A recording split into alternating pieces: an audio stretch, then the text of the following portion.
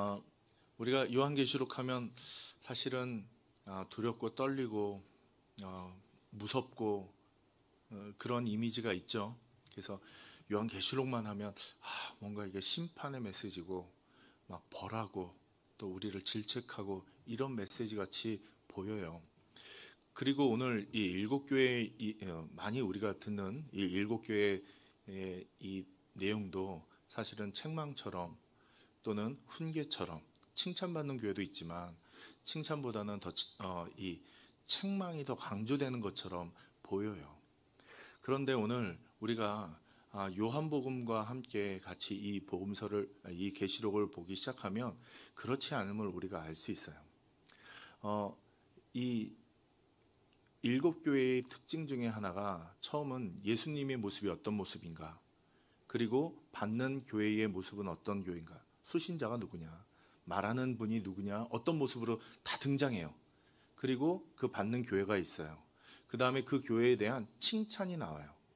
그리고 그 칭찬에 대해서 또 책망할 것이 있고 권면하고 그리고 경고하고 마지막 약속의 말씀을 주세요. 이 일곱 가지로 구성이 되어 있는데, 근데 이 일곱 가지를 탁 놓고 맨날 책망만 봐요. 책망만.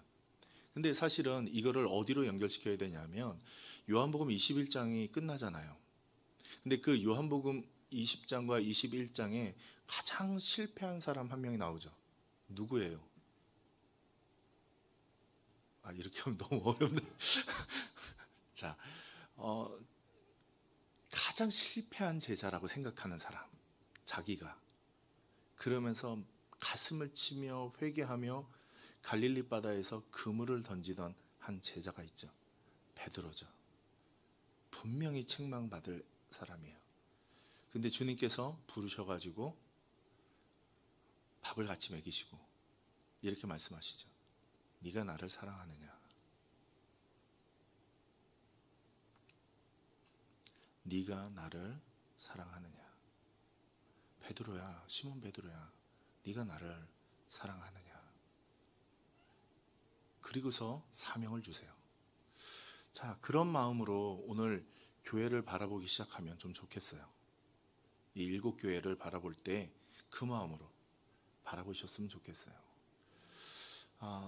사실 이 예수님이 부활하시고 승천하신 후에 뚝 떨어져 있는, 홀로 남아 있는 것 같은 모습으로 살아갔던 게 교회예요. 처음에는 예루살렘에서 엄청 부흥했지만 이게 흩어지고 곳곳마다 교회가 생기는데, 교회가 막 협력해서 막 승승장구하는 게 아니라 핍박이 일어나고 박해가 일어나고 로마의 박해가 심각할 정도로 일어나고 또 공동체 안에서 밀려나기 시작해요. 사회에서 밀려나기 시작해요. 박해가 일어나니까 사람들이 예수 믿는 사람들에게는 먹을 것을 팔지도 않고, 또는 우리가 요한계시록에 보다 보면 직장을 안 줘요. 믿는 사람에게는. 그리고 먹을 것도 안 팔아요. 그러니까 점점 사회 바깥으로 밀려나서 소외계층이 돼버리는. 그러면 이걸 버텨내고 견뎌내고 너무도 힘든 시간을 견뎌내던 사람들이 우리 이 교회 공동체예요. 근데 이 교회 공동체가 이 버텨내는데 오늘 책망만 하실까요, 주님께서? 오늘 이 사회도, 지금 우리가 살아가는 이 사회도 우리가 승승장구하던 시대는 지났어요. 교회가 정말 어느 학자의 말에 의하면 2035년이 되면 한국 교회가 사라질 것이다. 이렇게 이제 이건 통계학적으로 이게 예언이 아니고 그냥 이렇게 지금 이렇게 줄어드는 추이, 그 다음에 우리가 출산의 추이, 그 다음에 이제 젊은 세대들이 믿음이 생기는 추이, 이런 것들을 볼 때 이게 보니까 한 35년쯤 되면 한국의 교회가 없겠다, 이렇게 예언을 하더라고요. 근데 그렇진 않아요. 그렇지 않으리라고 믿습니다. 그렇죠? 자, 그러면 오늘 이제 요한계시록의 말씀을 좀 시작할게요. 1장의 말씀은 너무 중요한데요, 오늘 이 말씀에 다 다루지 못해요. 그래서 오늘은 7교회만 중심으로 다룰는데, 첫 번째 교회 에베소 교회를 다룰게요. 에베소 교회 하면 이제 왜 첫 교회로 다룰까라는 생각을 하셔야 돼요. 왜 이 터키 지역에 있는 이 서아시아에 있는 7교회를 다룰까? 그 당시에 교회의 핵심은 이 7교회였어요. 그래서 7교회가 모든 교회에 대표한다고 뛰어요.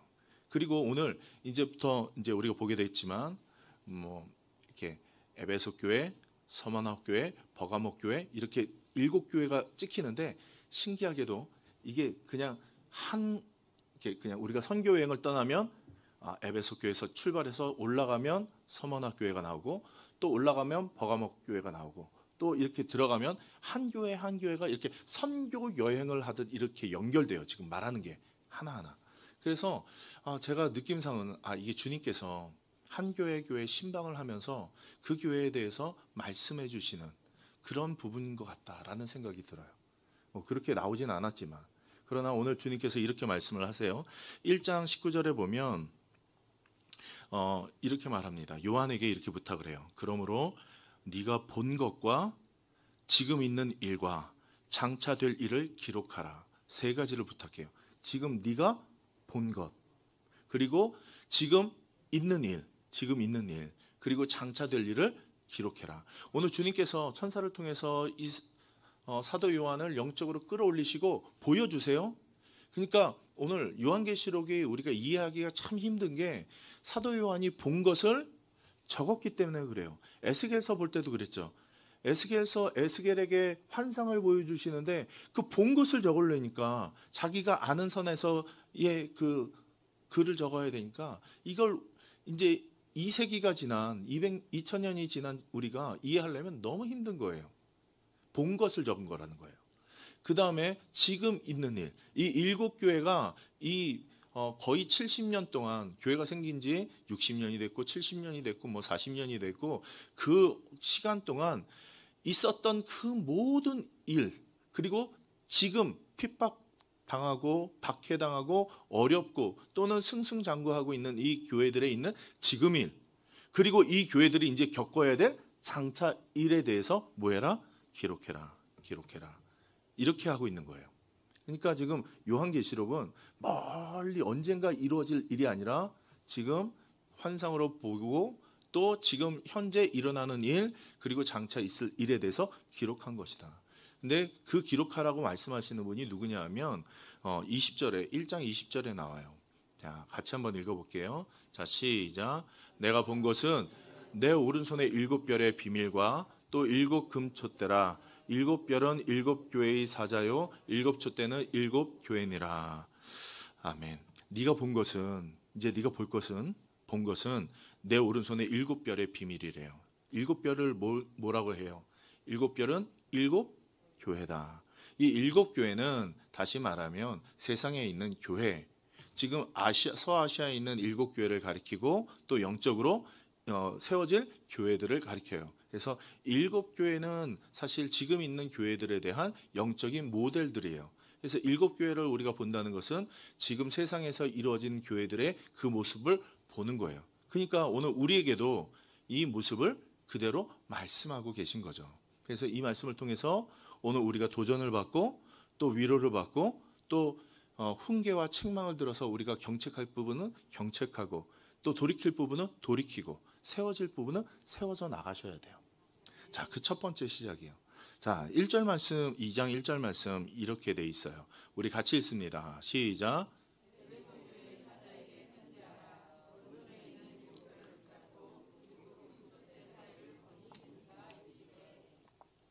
자, 누가 받는 사람이에요? 에베소 교회. 자, 이 사자라는 말은 앙겔로스라는 말인데요. 천사를 가리키도 해요. 근데 또는 보내는 사자 이렇게 말하는데 앙겔로스라는 말은 천사라는 의미거든요. 그러니까 에베소 교회를 지키는 수호천사 같은 의미예요. 그러니까 지금 에베소 교회에 있는 사자에게 편지하라라는 말은 에베소 교회에게 편지하라는 말이에요. 그냥 이 사자라는 의미가 뭐 보내는 사자, 뭐 누구 편지를 전해줄 사람 이 말이 아니라 에베소 교회에게 편지해라라는 거예요. 근데 주님께서 당신의 모습을 소개하는데 오른손에 있는 7별을 붙잡고라고 하고 있어요. 7별을 붙잡았다. 그럼 7별을 뭐라고 그랬죠? 7 교회라고 그랬죠. 그렇죠. 잘하셨어요. 일곱 교회를 붙잡고 있다라고 했는데, 여기 붙잡다는 이렇게 이것을 이렇게 탁 손에 잡다라는 뜻이 아니에요. 이 뜻은요, 이게 힘을 밀어넣다,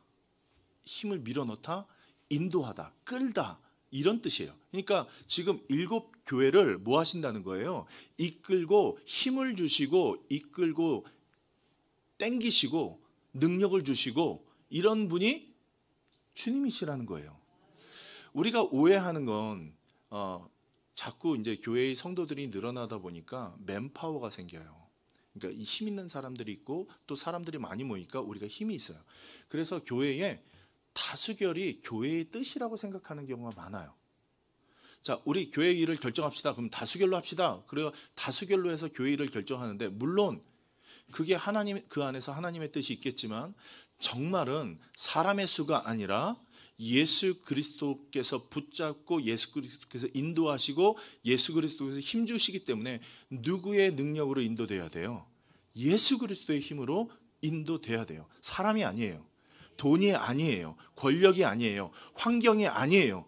교회를 움직이고 인도하시고 능력 주시는 분은 예수 그리스도다. 일곱 뼈를 붙잡고 있다라는 것은 내가 교회에게 힘을 주고 능력을 주고 너희를 인도하고 너희를 넘어뜨리지 않게 내가 보호한다라는 거예요. 그러니까 여기 지금 교회 칭찬도 하고 책망도 하고 또는 격려도 하고 위로도 하고 이러한 것들이 나오는데, 이것은 뭐예요? 붙잡고 있는 주 예수 그리스도께서 베드로를 다시 위로하고 격려하고 세워서 그 모든 아픔에서 회복시켜서 사역으로 다시 한번 이끌었던 것처럼, 오늘 교회들이 1세기 동안 너무 힘들고 어렵고 눈물 흘리고 피 흘리면서 그 버텨왔던 그 교회들, 칭찬한 건 칭찬하시고 책망할 건 책망하지만 사실은 그 마음 뭐다? 회복시켜서 끝까지 견디게 해서 의의 열매를 맺도록 하기 위한 그 마음이 여기 하나하나 교회에 다 담겨져 있어요. 책망만 받는다 해서 그 교회를 버리시는 교회가 아니에요. 칭찬만 한다 해서 그 교회만 세운다는 게 아니에요. 오늘 우리의 모습과 똑같아요. 어느 사람은 칭찬을 듣기도 하고 어느 사람은 책망도 듣기도 해요. 그러나 그 마음은 주님께서 사랑하는 자녀를 세우고 싶어하는 아비의 마음처럼, 목자의 마음처럼 싸매기도 하고 또는 때리기도 하고 푸른 초장 맑은 물가로 인도하기도 하는 그 주님의 목자됨이에요. 이게 붙잡다라는 게. 그래서 오늘 우리 두란노 교회 이 방화 예배당이 우리의 뜻이 아니라 주님이 붙잡으심을 봐야 돼요. 우리가 요한복음 볼 때 자꾸 강조되는 게 있잖아요. 주님께서 아버지의 마음과 하나 되어서 내가 보냄받은 것은 내 사명을 완수하기 위해서, 내 뜻이 아니라 아버지의 뜻을 이루어드리기 위해서, 그래서 순종하시고 십자가에 죽기까지 순종하신 모습을 우리에게 말씀해 주고 계세요. 이것을 믿느냐 우리에게 물으세요. 그것처럼 오늘 우리를 붙잡으세요. 그리고 우리를 세우시고 우리와 하나 되세요. 그래서 우리를 회복시키셔서 우리의 사명을 완수하기까지 우리를 지키시는 분이 누구시다? 예수 그리스도시다. 예수 그리스도시다. 그래서 여기서 붙잡다라고 말씀하시는 거예요. 그 다음에 또 보면 일곱 금초대 사이를 거니시는 이가 이르시되라고 했잖아요. 일곱 금초대가 뭐예요? 교회라고 했어요. 교회. 일곱 금초대. 일곱 별은 일곱 교회의 목회자를 가리키기도 하지만 또 일곱 금초대는 일곱 교회를 가리켜요. 근데 일곱 교회를 거니신대요. 이 거니신다라는 것은 아까 우리가 얘기했듯이 지금 에베소 교회, 서머나 교회, 버가모 교회 이렇게 쭉 돌듯이 제가 주님께서 신방 다니시는 것 같다라고 말씀을 드렸잖아요. 주님께서 이 일곱 교회를 한 번도 놓지 않고 계속 관심을 갖고 지속적, 이 동사를 보면요, 과거부터 현재까지, 현재에서 끝나지 않고 지속되는 이러한 형태로 되어 있어요. 그러니까 과거에도 돌아다니셨고 지금도 돌아다니시고 계속해서 교회를 돌아다니면서 뭐 하신다? 챙기고 보고 힘주시고 이끄시고, 이런 분이 누구다? 예수 그리스도. 예수 그리스도. 내가 그런 사람이야. 사람은 아니죠. 그런 분이야. 그런 분이 내가 너에게 편지한다. 이게 얼마나 위로가 되는지요. 사실 이 요한계시록을 볼 때에 큰 위로를 받으셔야 돼요. 사실 위로와 격려와 사랑의 멧돼지가 요한계시록이에요. 자, 보면 이제 우리 칭찬 듣는 2절과 3절의 메시지가 있는데요. 같이 읽어보겠습니다. 이 에베소 교회의 칭찬이 무엇인지 같이 읽습니다. 시작. 내가 내 행위와 수고와 내 인내를 알고 또 악한 자들을 용납하지 아니한 것과 자칭 사도라 하되 아닌 자들을 시험하여 그의 거짓된 것을 내가 드러낸 것과 또 내가 참고 내 이름을 위하여 견디고 게으르지 아니하는 것을 아노라. 주님께서요 아신대요. 이게 참 위로가 돼요. 아무도 안 알아주는 것 같은데 주님께서는 아신대요. 우리 방화예배당이 얼마나 수고하고 얼마나 고생하고 얼마나 열심인지 아신대요. 그렇죠? 맞아요? 정말 아멘이세요. 아멘이세요. 다 아세요. 이게 얼마나 큰 위로인가요?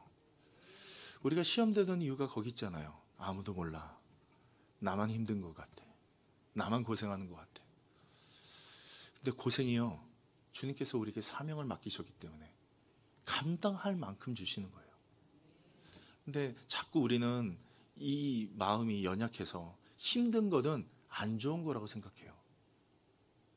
근데 오늘 주님께서 힘듦과 고난과 역경을 주시는 이유는 우리에게 인내하고 버티고 견뎌서 성장하기 위함이에요. 오늘 이 말씀 속에 몇 가지가 분명하게 드러나는데 뭘 아냐하면 악한 자들을 용납하지 아니한 것과 자칭 사도라 하되 아닌 자들을 시험하여 그의 거짓됨을 드러냈다는 거예요. 근데 여기 지금 에베소 교회의 역사를 보면 바울이 2차 전도 여행 때, 선교 여행 때 들렸다가 잠깐 있다 갔어요. 근데 3차 전도 여행 때는 이곳에서 2년간 있었어요. 그러면서 하나님의 말씀을 가르치고 어디서요? 어디서요? 두란노에서 가르쳤어요. 그래서 하나님의 말씀을 잘 가르치고 세웠어요. 그러니까 이 신학적으로 잘 정돈될 때에 바울 사도가 이 에베소 교회에서 사역을 하면서 이 신학적인 내용들을 잘 가르쳤어요.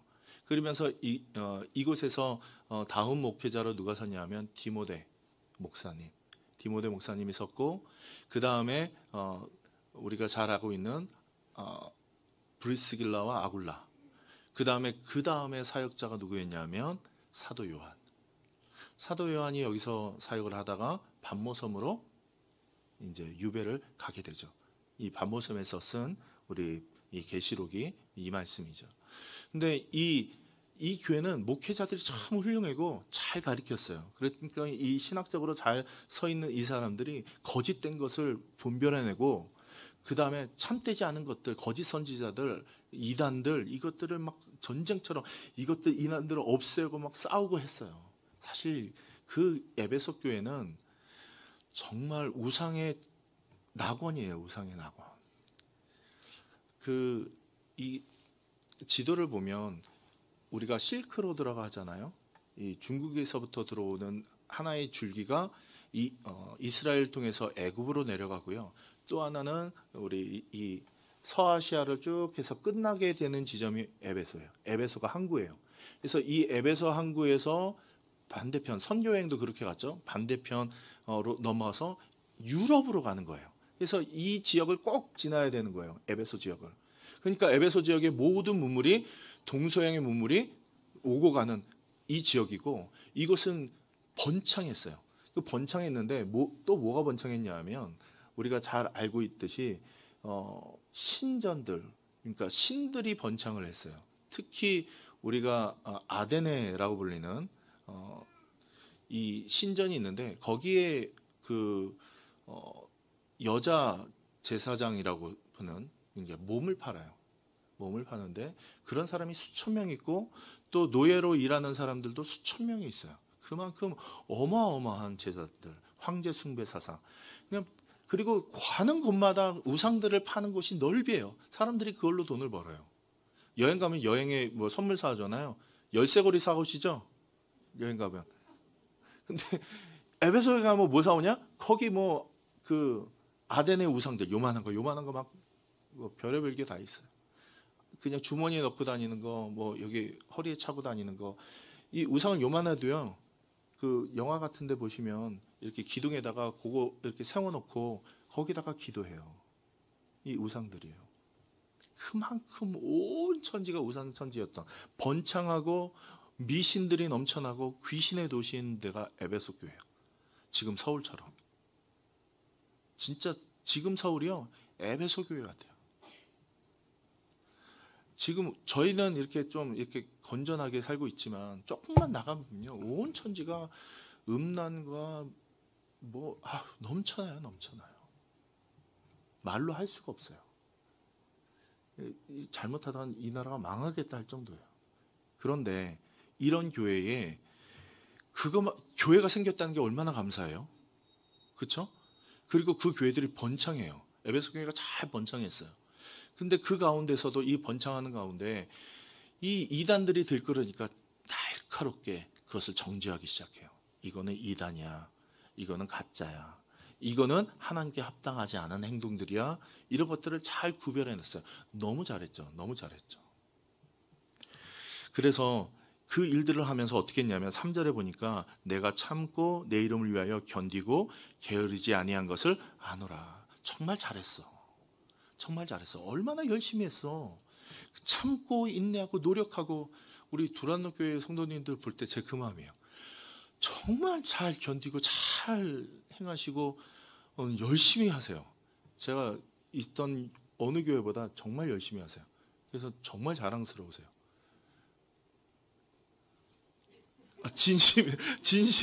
진심이에요.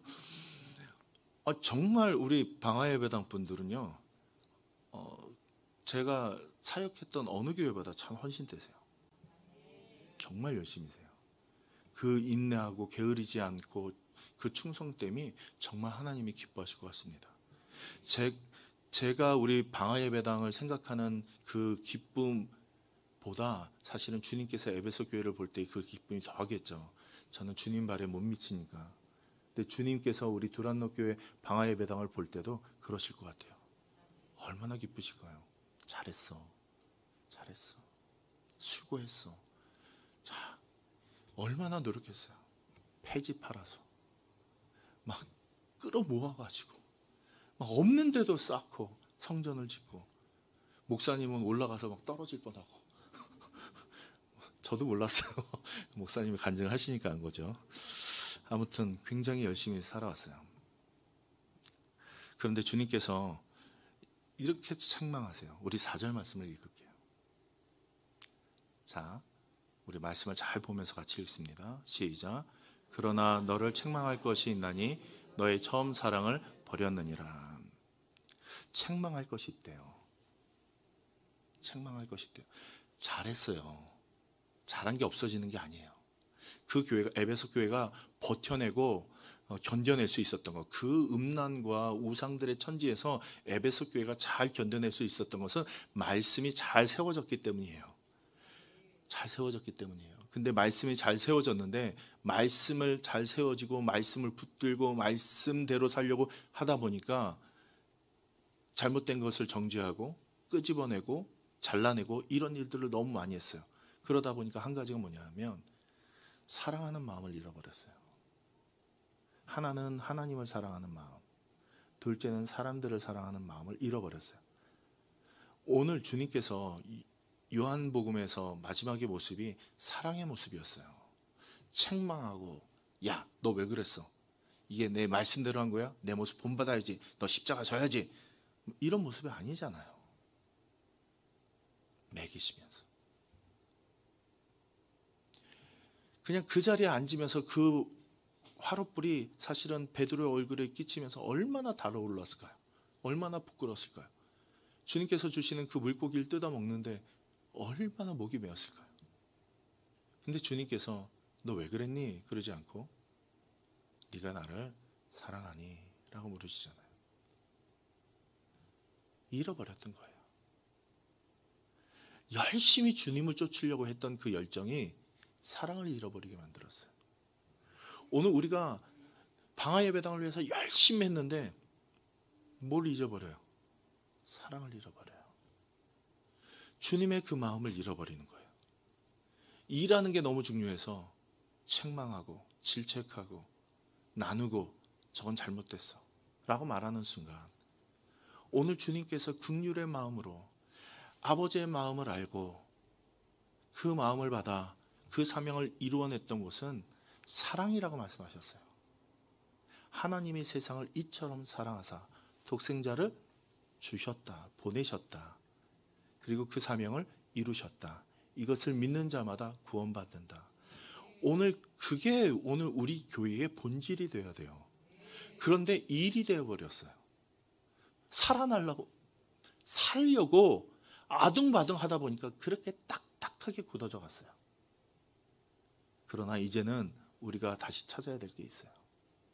이게 뭘까요? 사랑. 뭘까요? 5절 말씀 읽을게요. 자, 5절 말씀으로 자, 같이 읽습니다. 시작.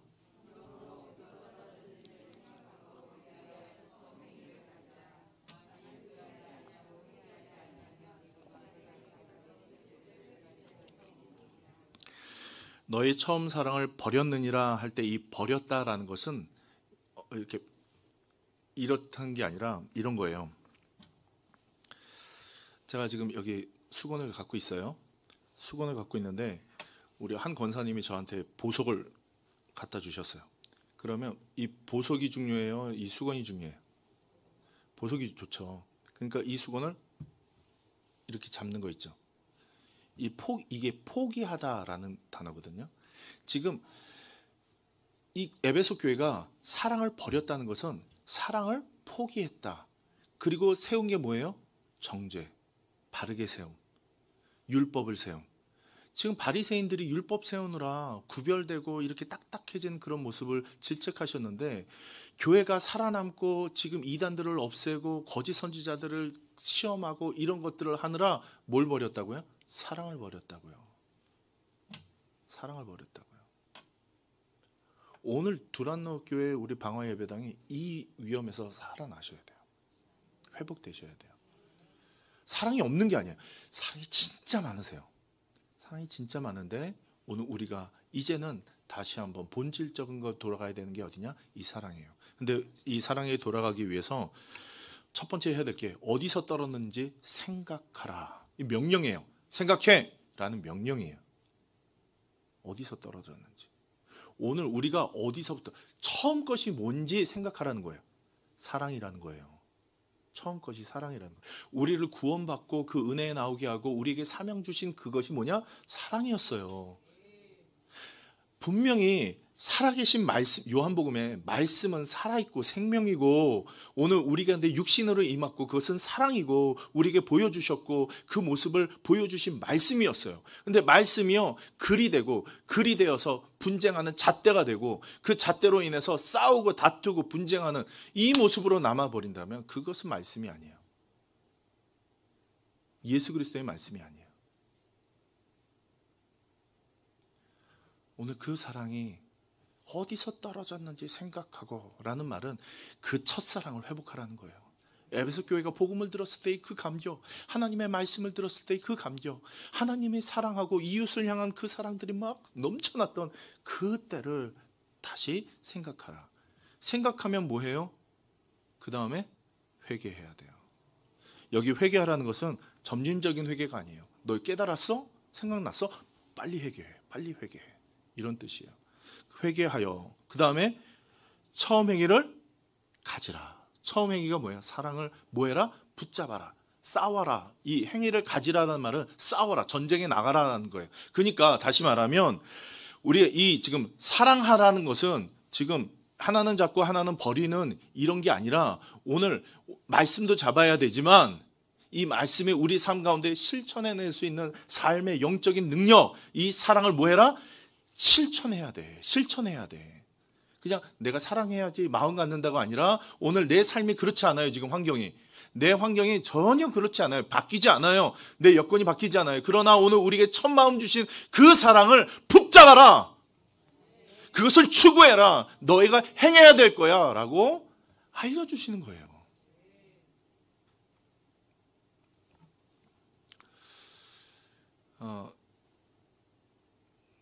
이어령 교수님의 지성에서 영성으로라는 책이 있어요. 참 훌륭한 책인데요. 그분이 우리나라의 최고의 지성인이에요. 그래서 신이 어디 있어 이렇게 생각하세요. 불신자였어요. 철저한 불신자였어요. 그런데 그분이 그 딸이 크리스찬이었거든요. 근데 이제 하와이에서 사셨는데 그 따님이 돌아가셨죠 지금. 그 글에 의하면 딸 아이를 주님께서 회복시켜 주신다, 보게 해 주신다면 제가 주님을 믿겠습니다. 어느 날 교회 찾아가서 자기가 어떠한 도움이 안 되더래요, 딸에게. 그래서 딸이 믿는 그 하나님께 내가 한번 나가겠다. 그리고 교회 나가서 무릎 꿇고 기도한 거예요. 내 딸을 붙잡아 주신다면, 보게 해 주신다면 내가 당신을 따르겠습니다. 믿겠습니다. 그 역사가 일어나서 따르게 되죠. 그분이 믿었어요. 그리고 쓰시는 책이 그 책 가운데 이런 글이 나와요. 낙타의 눈물이라는 글이 나와요. 제가 너무도 좋아하는 글이고 자주 인용하는 글이에요. 우리 몽골 사막에 가면 낙타들이 있어요. 낙타들을 이제 끌고 다니다 보면 낙타들은 사막을 횡단하기 위해서 30일이건 40일이건 자기 그 이렇게 볼록 튀어나온 데 물을 채워놓고 다니다 보니까요. 자기 몸에서 수분이 요만큼 나가는 것도 용납을 못해요. 그래서 철저하게 자기 몸을 견디고 나가는데요. 근데 문제는요. 아기를 갖고 아기를 낳았을 때예요. 새끼를 낳으면요. 젖을 먹여야 되는데 이 사막을 횡단하는 이 본성이 살아있으니까 새끼가 오면 젖을 물라 그러면요. 자기 몸에서 수분이 빠져나간다고 뒷발로 차버려요. 새끼를. 그럼 새끼가 살아요? 죽어요? 죽죠. 그러니까 이 몽골에 있는 이 유목민들이 참 지혜로운데 어떻게 하냐면 이 어미 낙타와 아기 낙타를 앉혀놓고 거기 나이 많으신 우리 어르신, 우리 김필승 권사님 같은 어르신 모셔다 놓고 거기에 특유의 그 악기가 있어요. 아젠 같은 그 악기를 연주하면서 인생에 대해서 노래를 하세요. 그 어르신이. 그 음악을 듣다 보면 낙타가 갑자기 눈물을 tururu룩 흘려요. 낙타도 이해를 하나 봐요. 왜 웃으세요? 그리고 그 눈물을 흘린 다음에는 그 다음엔 젖을 물려요. 오늘 우리의 모습도 그래요. 우리가 예배당을 세워야지, 예배당을 열심히 해야지, 우리 교회가 부흥해야지 막 열심히 달려왔는데 어느 순간 우리가 욕먹고 있어요. 사랑이 없고 주차하지 마!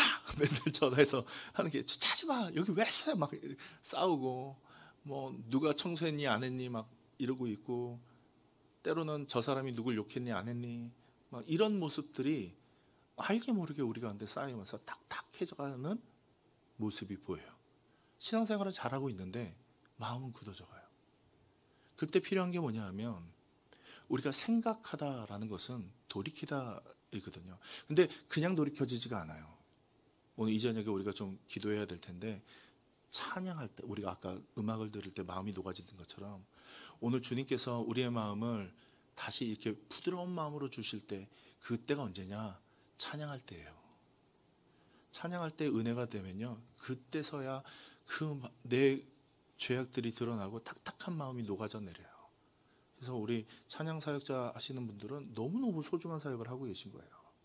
하나님의 마음을 우리 가운데 전달하고 우리의 마음이 하나님께 나아갈 수 있도록 우리 은혜로운 마음으로 만들어줘요. 그리고 눈물을 쭉 흘릴 때 찬양하다 눈물을 흘리실 때 감동이 되잖아요. 그때 막 성령이 쑥 들어오시는 거예요. 알아. 내가 너 알아. 네가 얼마나 수고했는지 알아. 네가 얼마나 열심히 주를 섬겼는지 알아. 이렇게 말씀하세요. 6절 말씀 보니까 오직 내게 이것이 있으니 내가 니골라 당의 행위를 미워하는도다. 나도 이것을 미워한다. 주님도 미워하신대요. 니골라 당이라는 이 당이 뭐냐면 계속 나오겠지만 우리 구원받았으니까, 우리 한번 구원받았으니까, 우리 영은 구원받았으니까 우리 육신이 어떻게 살아도 괜찮아. 죄를 짓건 뭐 어떻게 살아든 음란하던 우상에 가서 숭배를 하던 우상의 것을 먹던 전혀 상관이 없어. 우리는 뭐 했다? 구원받았으니까. 이게 뭐예요? 구원파예요. 구원파예요. 이단이에요. 이단. 오늘 구원받은 사람은 구원의 열매로 살아가야 되는 거예요. 주님께서 뭐예요? 나도 미워한다. 나도 미워한다. 네가 한 행위 맞아. 나도 미워해. 그러나 네가 오늘 정말 필요한 회복되기면 뭐예요? 사랑이에요. 주님이 우리를 사랑하셨던 그 마음. 로고스는 말씀이지만 그 말씀은 잣대가 아니라 사랑이에요. 품으심이에요. 오늘 그것이 우리 가운데 회복돼야 돼요. 우리 7절 말씀 읽어서 마지막 마치도록 하겠습니다. 자, 시작. 귀에 있는 자는 성령이 교회들에게 하시는 말씀을 들을지어다. 이기는 그에게는 내가 하나님의 낙원에 있는 생명나무의 열매를 주어 먹게 하리라. 이기는 그에게는, 자, 이기는 그에는 견뎌. 사랑을 붙잡아라. 사랑을 실천해라. 사랑을 해라. 네가 잘 싸웠던 그 말씀을 잘 쌓아왔다면 네 안에 그 사랑을 세워서 뭐 해라? 이기고 승리해라. 그러면 하나님의 낙원에서, 에덴 동산에서 낙원 열매를 따먹듯 하나님의 나라에서 너희가 영원히 나와 함께 살 거야 라고 약속해 주시는 거예요. 이 약속이 오늘 우리에게도 있는 줄 믿습니다.